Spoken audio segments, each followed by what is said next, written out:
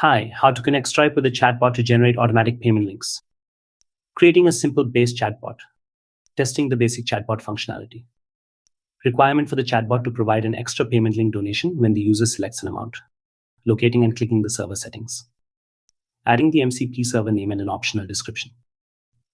Adding the Stripe keys. Finding the Stripe keys within the chatbot settings using test mode. Copying the keys back to the platform and clicking Add Server.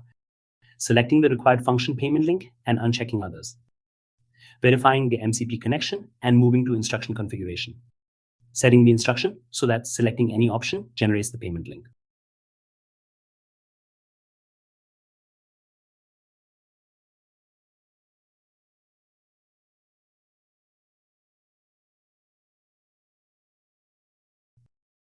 Testing the integration and addressing the initial issue. Identifying the error incorrect MCP name and updating the instruction accordingly.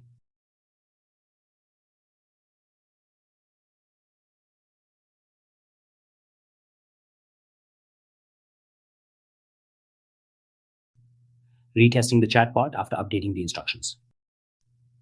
The payment link is successfully generated. Final confirmation that the integration is fully functional.